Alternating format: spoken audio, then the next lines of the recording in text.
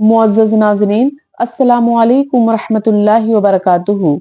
हदीस जिब्राईल, जिसे उम्मुस सुन्ना कहा जाता है।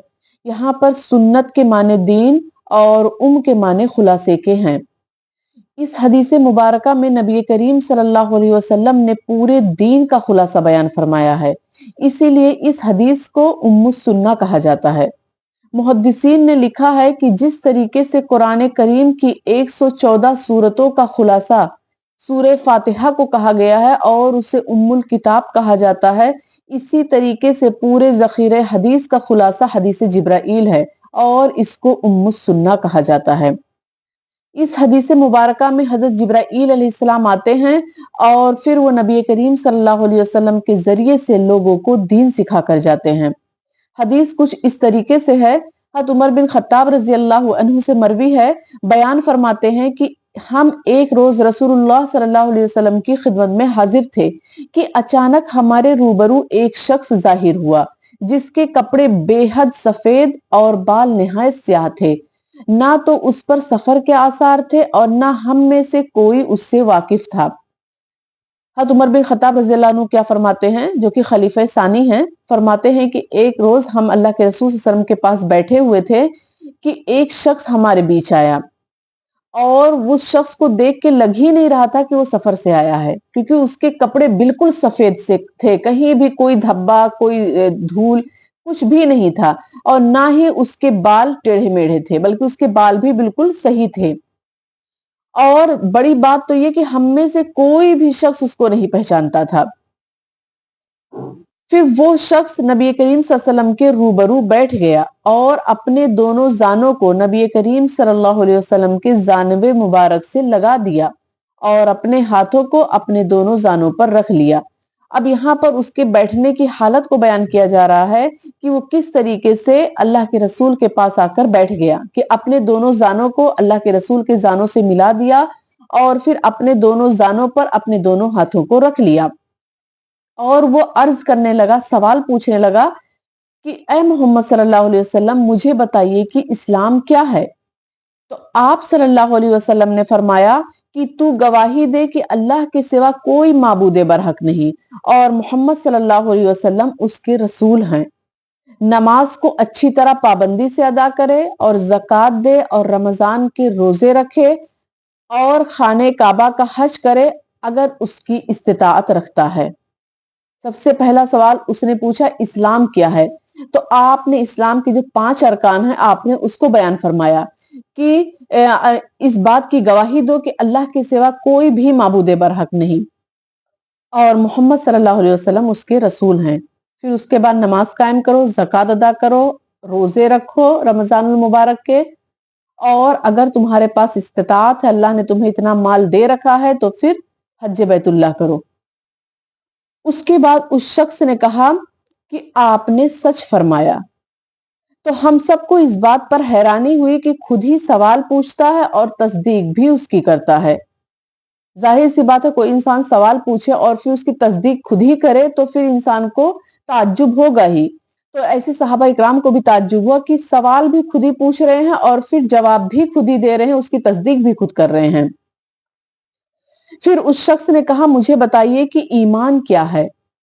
तो आप सल्लल्लाहु अलैहि वसल्लम ने फरमाया कि ईमान ये है कि तू अल्लाह पर ईमान लाए, उसके फरिश्तों पर, उसकी किताबों पर, उसके रसूलों पर और रोजे कयामत पर, और यकीन रखे खैर और शर की वो कज़ा और कद्र से, यानी तकदीर पर ईमान लेकर आए, अच्छी हो या बुरी। तो उस शख्स ने कहा, आपने सच फरमाया। उसके बाद उसने दूसरा सवाल ये पूछा कि हमें ईमान के बारे में बताइए। तो नबी करीम सल्लल्लाहु अलैहि वसल्लम ने फरमाया कि ईमान ये है कि तुम अल्लाह पर ईमान लाओ, उसके फरिश्तों पर, उसके रसूलों पर, उसकी किताबों पर, तकदीर पर, ख्वाह वो अच्छी हो या बुरी हो, कयामत के दिन पर, इन तमाम चीजों पर तुम ईमान लेकर आओ। तो उस शख्स ने कहा कि आपने सच फरमाया, यानी फिर उसने तस्दीक कर दी। उसके बाद उसके बाद अल्लाह के रसूल सल्लल्लाहु अलैहि वसल्लम से उसने सवाल किया कि मुझे बताइए कि एहसान क्या है। तो आप सल्लल्लाहु अलैहि वसल्लम ने इरशाद फरमाया कि तू अल्लाह ताला की दिल लगाकर इस तरह इबादत करे गोया कि तू उसे देख रहा है। अगर तू उसको इस तरह ना देख सके तो इतना तो ख्याल कर ले कि वो तुझे देख रहा है। यानी अब उसने एहसान के बारे में पूछा कि मुझे एहसान के बारे में बताइए कि एहसान किसे कहते हैं।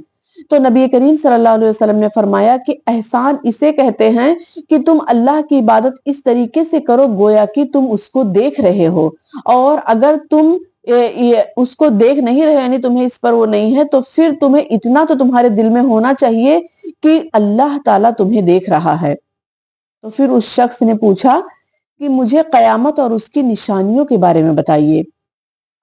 तो आप सल्लल्लाहु अलैहि वसल्लम ने इरशाद फरमाया कि जिससे तुम दरियाफ्त कर रहे हो वो भी पूछने वाले से ज्यादा नहीं जानता है, यानी कयामत का इल्म अल्लाह ताला के अलावा किसी को भी नहीं है।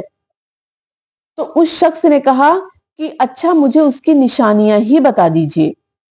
आपने फरमाया कि जब लौंडी मालिक को जने और ये कि नंगे पैर चलने वाले, नंगे बदन, तंगदस्त और बकरियां चराने वालों को तू देखे कि वो बुलंद इमारतें बनाने में एक दूसरे पर फख्र करेंगे। रावी कहते हैं, यानी रावी यानी हज़रत उमर फारूक रजी अल्लाह अन्हु फरमाते हैं कि वो शख्स चला गया और मैं देर तक ठहरा रहा।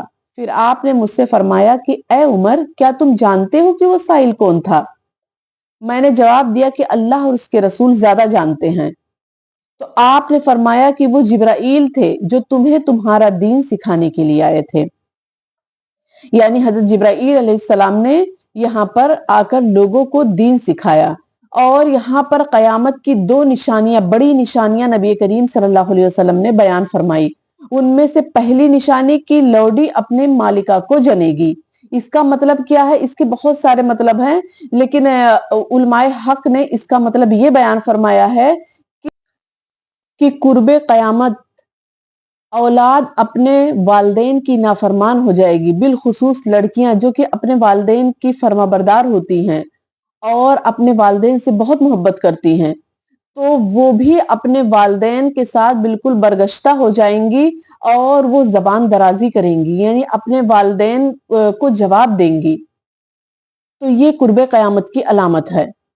और दूसरी निशानी जो अल्लाह के रसूल सल्लल्लाहु अलैहि वसल्लम ने ये बयान फरमाई थी कि जो लोग जिन यानी माशरे के सबसे कमजोर लोग, जिनके पास पहनने के लिए चप्पल नहीं, चलने के लिए सवारी नहीं, खाने के लिए खाना नहीं, वो क्या करेंगे? वो बड़ी बड़ी इमारतें बनाएंगे और उस पर फख्र करेंगे। तो ये है कुर्बे कयामत की निशानी। इसके अलावा भी बहुत सारी निशानियां हैं, और लेकिन इनमें से दो बड़ी निशानियां अल्लाह के रसूल सल्लल्लाहु अलैहि वसल्लम ने ये बयान फरमाई, और ये दोनों ही निशानियां नमूदार हो चुकी हैं। यानी आजकल लड़कियां जो हैं वो अपने वालिदैन की नाफरमानी करती हैं और यानी जबान दराजी करती हैं, और उसके अलावा ये लोग बड़ी बड़ी बिल्डिंगें बनाते हैं। आज हम किसी को भी पैदल चलते हुए नहीं देखते हैं।